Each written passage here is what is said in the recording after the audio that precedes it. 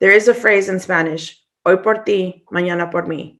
It means basically, today I have your back and tomorrow someone will have mine. I say this all the time to parents when they seem reluctant to accept support. I tell them, I know your struggle. I've been there. I've needed help just to make ends meet. We are a community and we take care of each other.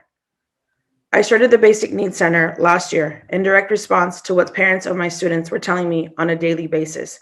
My families all live in the Fruitvale, one of the Bay Area neighborhoods hardest hit by COVID 19. Parents had lost jobs, homes, and loved ones to the pandemic, and a lot of families were going without basic necessities of life: deodorant, toothpaste, shampoo, hand sanitizer, diapers, cleaning supplies. At first, I just brought things myself and added them to the bags of food we were dropping off a couple times a week for families.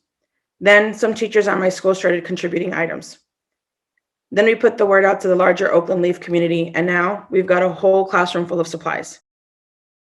We are resilient as a community when we ask each other for help without shame or fear of judgment. We are resilient when we help others in ways that uphold their dignity and humanity. We take care of ourselves when we take care of each other.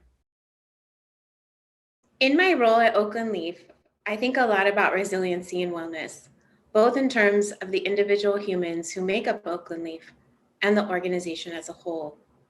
Resilience is a set of skills that can be grown through practice, skills that are at the core of our youth programs.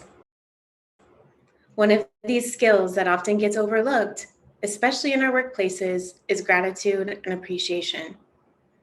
There is science to show that there is actually a gratitude circuit in our brains, and strengthening this circuit improves our physical, mental, and emotional health and helps us feel more connected to other people. Every day in my work, I try to think creatively and from a place of love about how I can support every person in the organization to feel more witnessed, affirmed, and appreciated. This might look like me mailing a handmade card with words of personal gratitude to a coworker, or shining a spotlight on a staff member's unsung contribution in our internal newsletter.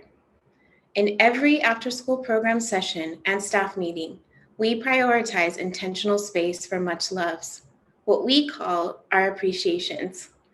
I feel really lucky that expressing and nurturing gratitude is part of my job. When I think of resilience, I think of social justice.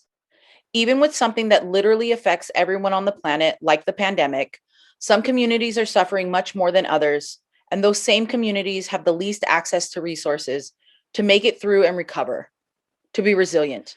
When we see a headline such as thousands still without power in Texas following winter storm, we can't put the blame on the weather. Inequitable systems and structures caused the storm to have disastrous effect that it did, and our responses need to address those root causes. The same principle holds true for access to quality education and after-school programs. Earlier this month, Oakland Leaf youth interns met virtually with state legislators to make the case for how critical after-school programs are and to advocate for increased state funding. We participated as part of a statewide network of organizations.